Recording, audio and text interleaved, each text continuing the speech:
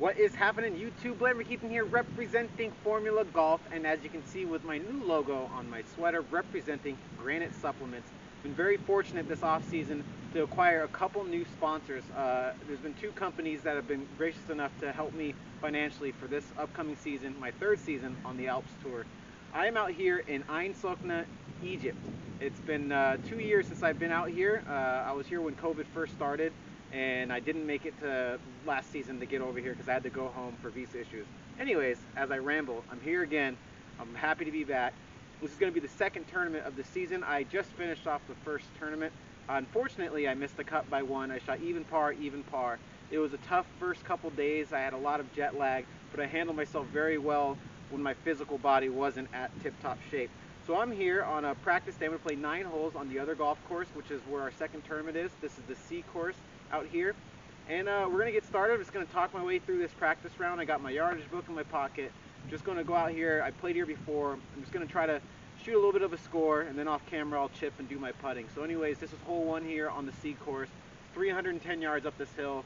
Thankfully it's downwind. I should be able to drive this green, or at least get really close. So let's get going.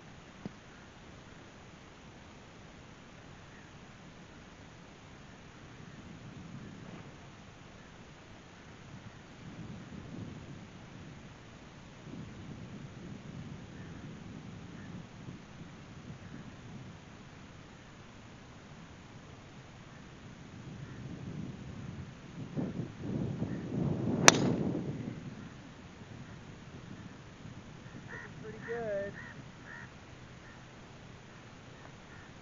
Just a little bit to the right, but that'll play. The green here, I actually found myself right in the tongue. I don't know if that's a good break or a bad break, but I'll make the most of it. Okay, I'm going to venture and say that this is a bad break. I'm standing in the bunker here. The ball's way above my feet. I definitely would rather be in the trap. I have a lot of options on how to play this shot here.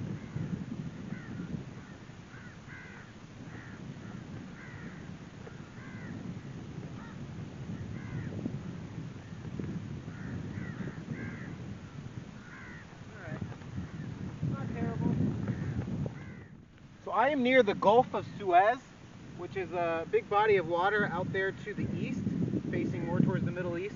And it seems that everything kind of funnels over that way in some form or the other. Even when putts look like they're going, right to left or something, a lot of times it catches that break. So I'm going to really commit to that on this putt here. It's a tricky little putt.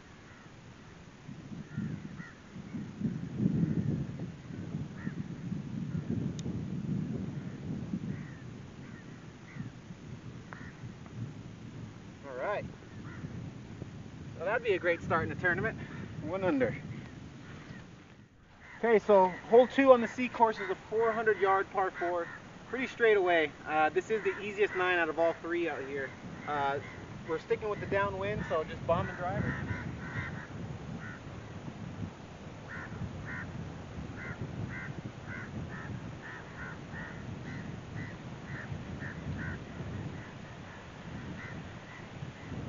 Last swing I didn't rotate quite enough. You can kind of see it with the lazy finish, and I pushed it. So I'm going to make sure I really turn on this ball.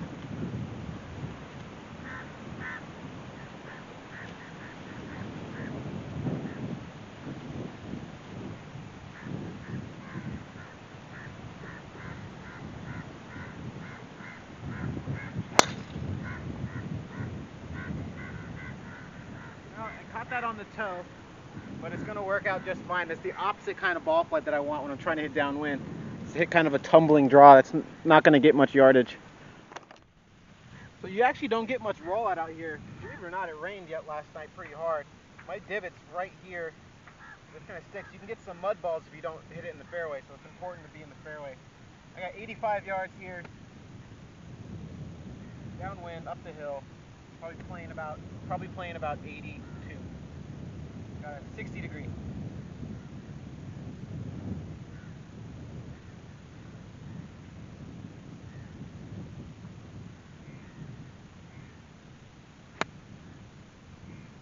Right at it. That one should be pretty good. So the greens are actually still pretty firm, all things considered. I landed about 6 feet to the right of the hole, a little bit past it, and it actually took a big skip and probably stopped. So I got 20 feet here.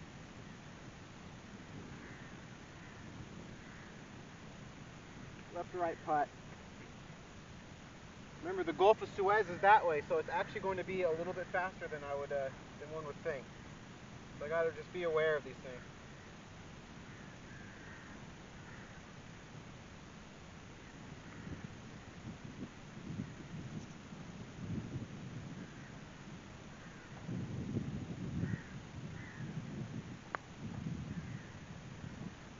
Oh, and I leave it short. But that's what practice rounds are all about. You got to get the speed of the greens right, and then move on from there. So hole 12, or sorry, it's hole 12 for our tournament, but this is hole 3 on the C course. This is one of the more difficult holes. The water comes into play on the left, and obviously the bunkers do, but thankfully it's into the wind, so I can swing pretty full on this 3-iron. The bunker's about 250 yards away. The ball normally travels out here, but with it into the wind, I can swing pretty free, keep it away from that left side, and leave myself probably pitching wedge to a 9-iron in.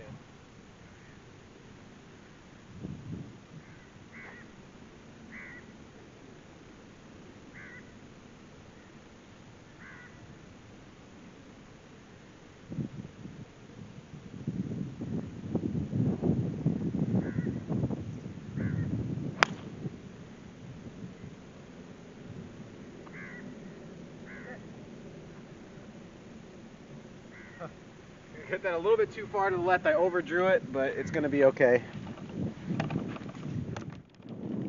So this is actually kind of a shot in the dark here, but one of my sponsors is really interested in kind of really chronicling my tournament experiences out here in Europe for memory's sake and obviously for entertainment's sake. So I don't know how many guys are out who live out here in Europe who be interested in maybe following me for some tournaments and filming, and my sponsor will pay.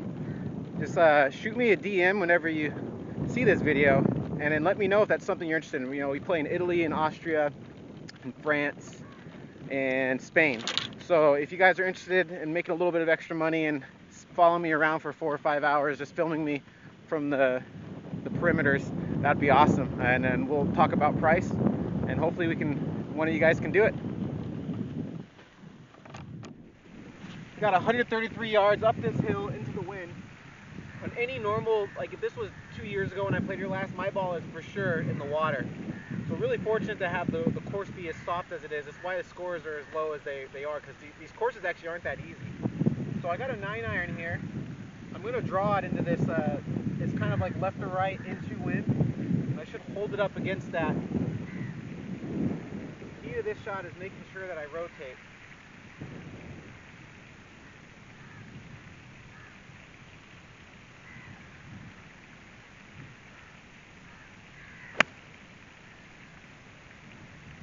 Good. Hey, just a little. All right, that's all right. It's a little bit left, a little bit long, but committed to the shot. So a little bit too far long. I landed right here, probably only about 5 feet left of the flag, but I just kind of I gave the wind a little bit too much credit. So I got a little tickler of a pitch here. This grass is all kind of like Bermuda. You can get a lot of spin on these if you have the right technique. You kind of need to like throw the toe down. Keep the radius of your right arm down and then rotate through. You can get a little bit extra spin. You're gonna need it on this shot.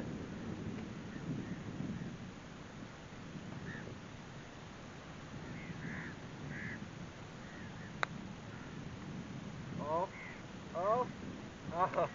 I hit that perfect. That was literally exactly what I had in mind. So if you ever play on like Bermuda grass that's kind of fluffy and the ball sits on top, you don't want to handle drag it, because if you handle drag it, it has a tendency to come out really hot, or you can stab it and it'll end up being way short. So what I mean by radius is that this right arm is basically staying exactly the same as you turn, and when I throw the toe down, it's just a little gentle flick of the wrist as you rotate. It gets that extra speed.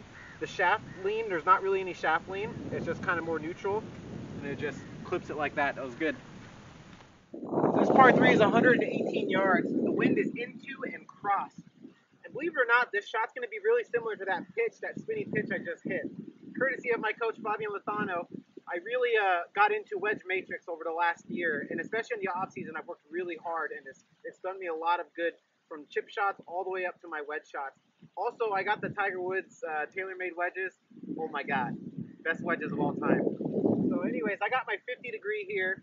I'm going to try to do that exact same feeling where I kind of hold the radius here. The club face is going to stay almost closed, and then you rotate with your body with the shaft being more in front of you instead of a bunch of handle drag. So what that does is kind of uses the bounce, has that nice clippy flight. You can control distance and flight really well here. I'm going to need on this shot. It's a pretty difficult shot.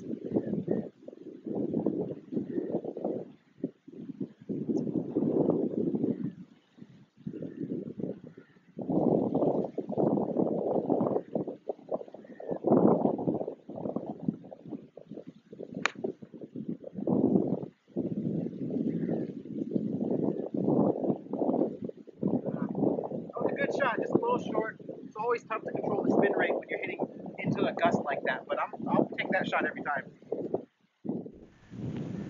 Got a 21-footer up here. This putt should be a little bit slower. Kind of have a little bit of an edge here going up.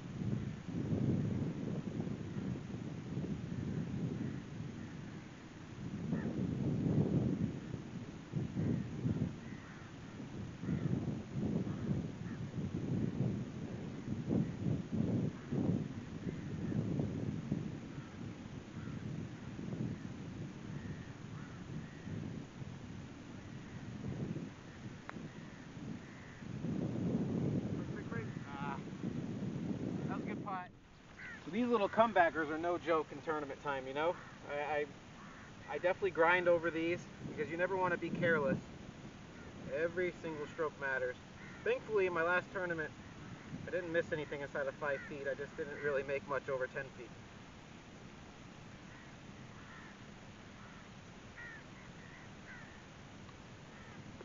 Alright. That's a par. So this is the hardest hole probably on the golf course. It's 460 yards. It's especially difficult when you're pumping straight into the wind like this. All you really see is bunkers in the desert, and the bunker on the right is 290 yards to carry, and in today's weather, it's probably not going to happen. So I got to really dig down and commit to a nice ball flight to get this thing in play, preferably in the fairway, of course.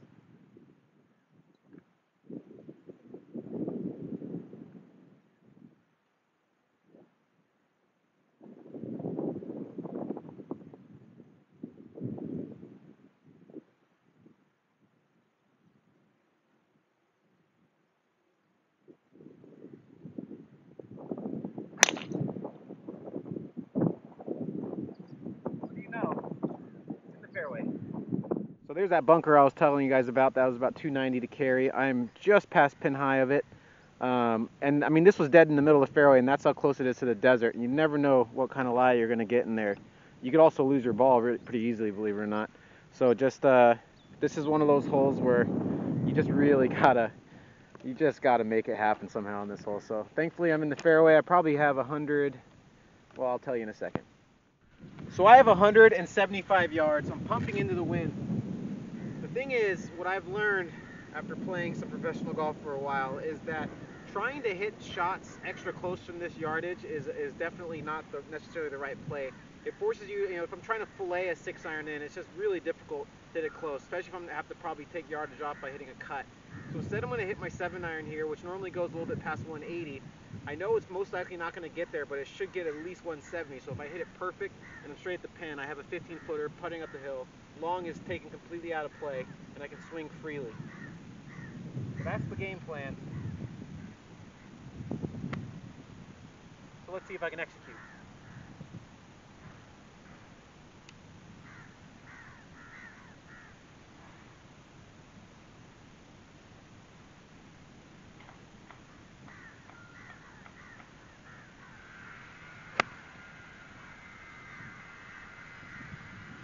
Yeah, didn't get through it. That's going off to the right. Yeah, not a good swing there. Tricky shot here because I got to land it on an upslope. there's like a little fall off that I'm going to have to land it on, bounce it to the right, and then hopefully it trickles. So I'm going to hit the shot with my 56 degree.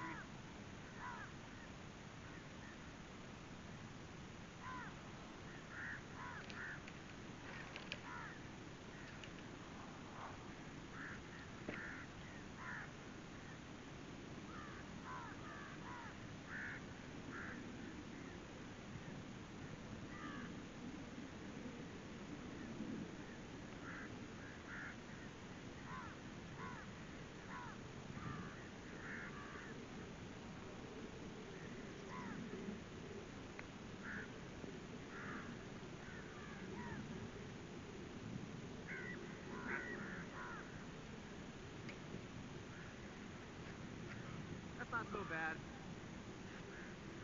Obviously, you gotta hit it aggressively into that slope, otherwise the slope will kill it and you end up way short. So I got about 6 feet here. So these are the big ones that you gotta make to keep your round alive. I was fortunate where I made a whole bunch of these the first couple days, so I wasn't hitting it good. I was able to get up and down a lot. My short game has been pretty solid.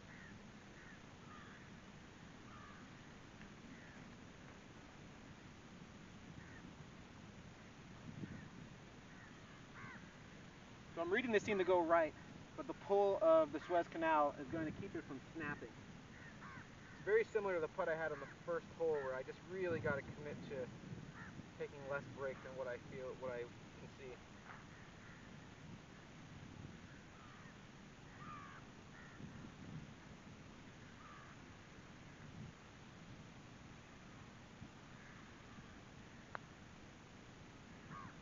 Oh, I just didn't hit it firm. That's a tough bogey there, especially after a good drive. But anyways, guys, I hope you enjoyed part 1. Part 2 is coming up in just a couple days. Always remember, keep on grinding.